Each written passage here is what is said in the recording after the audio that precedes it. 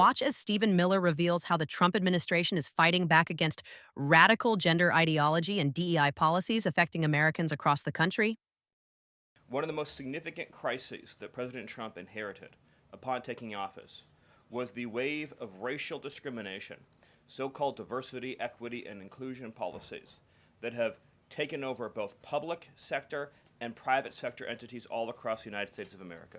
Perhaps the most dramatic example of this is that our air traffic controllers were being hired and promoted based on race and gender, not their ability to conduct our nation's air traffic. I would estimate that probably 90% of Americans would agree with the statement that airline safety should be based on your ability to keep, airline safety jobs should be based on your ability to keep planes landing and taking off and flying safely, not on what demographic box you check. President Trump has ended across the entire federal government all hiring, recruiting, retention, promotion, and training based on race and sex. This includes in our law enforcement agencies.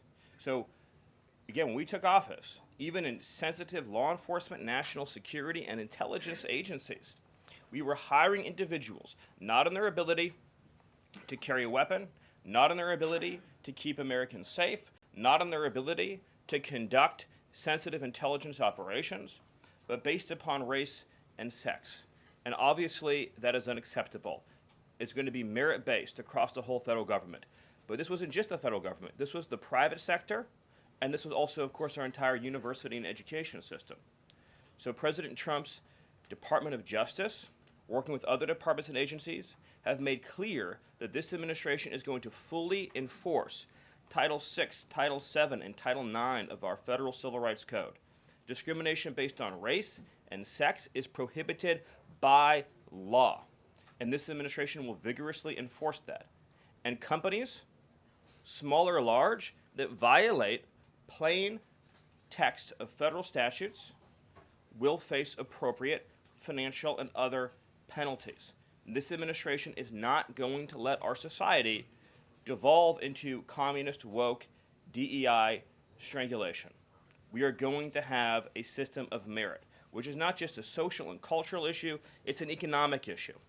When you hire, retain, and recruit based on merit, as President Trump has directed, you advance innovation, you advance growth, you advance investment, you advance job creation, you create the best and safest product for all Americans. Here's Stephen Miller explaining the administration's approach to protecting women and girls from radical gender policies.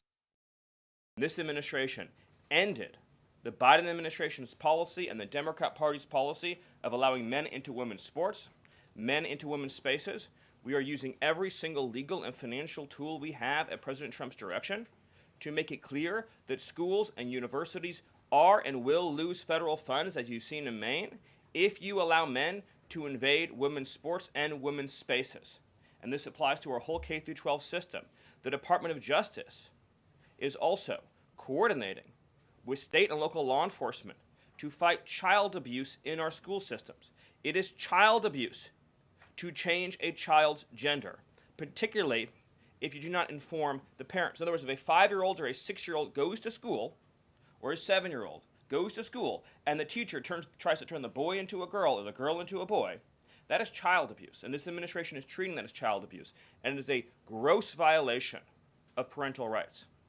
This also includes the administration's message to our hospital systems that they cannot and will not be allowed to use taxpayer dollars to perform chemical castrations and sexual mutilations of children. Castration surgeries, castration drugs, sterilization treatments of children are barbaric. They violate all sound medical ethics. They are completely unwarranted. They harm children for life, irreversibly. It is child torture. It is child abuse. It is medical malpractice.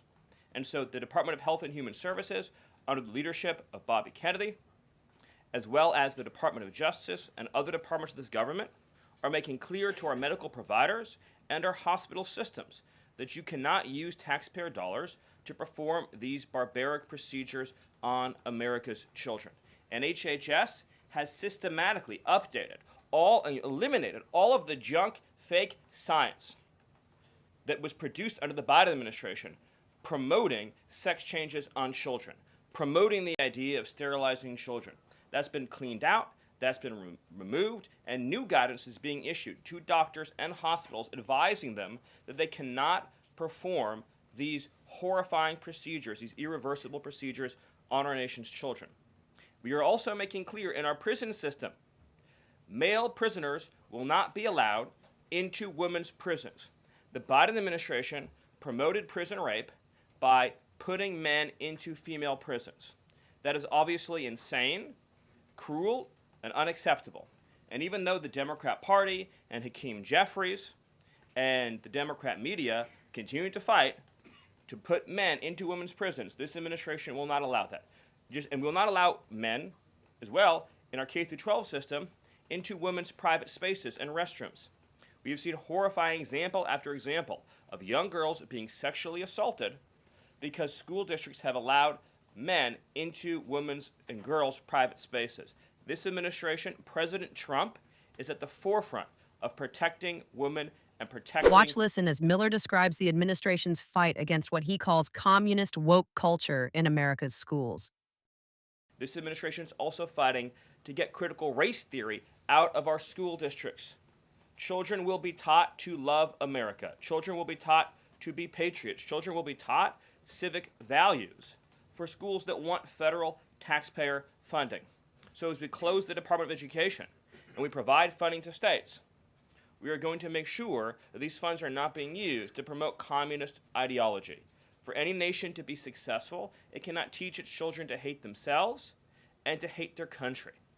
So these are a few of the areas in which President Trump has fought the cancerous communist woke culture that was destroying this country, where we were led to believe that men were women, that women were men, that racial discrimination was good, that merit was bad, and that safety and physical security mattered less than the feelings of liberal ideologues. Stephen Miller concludes with a powerful summary of the Trump administration's first 100 days achievements. Let me just conclude before taking questions by noting that when you look at the sweep of the first 100 days, every single crisis that has afflicted America for years, sometimes decades, sometimes generations, this president has fought head on. He has taken on every entrenched power structure and system all across this government, this swamp, this town.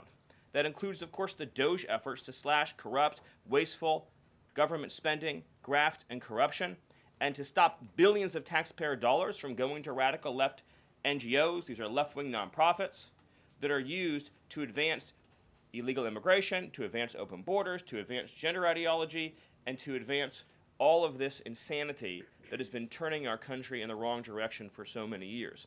President Trump took head on the trade crisis afflicting this country with the destruction of our manufacturing and industrial base, the shameful betrayal of the American worker by Joe Biden and the globalists that sent all of our supply chains overseas.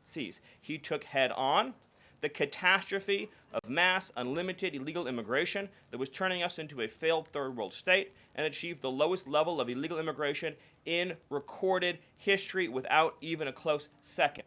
He took on the economic crisis afflicting this country by reopening American energy, by defeating inflation, by lowering gas prices, by ending the onslaught and reversing the onslaught of federal regulation, by reopening coal, shale, oil, natural gas, and fighting now for the largest tax cut and reform, and the largest deregulation reform, and the largest energy reform in American history. These are just some of the things that have ushered in the new golden age, along with his fight to restore the peace that we had for 4 years under the previous administration before Joe Biden sunk this planet into bloodshed and war in the Middle East, in Europe, and rising tensions in Asia. President Trump, in every area of conflict around the globe, has been fighting to restore peace, security, stability, harmony. So he inherited an economic catastrophe, a border catastrophe, a public safety catastrophe, and a cultural catastrophe. And in every case, he has reversed those catastrophes and brought America into the new golden age. So please like and subscribe if you like our news clips.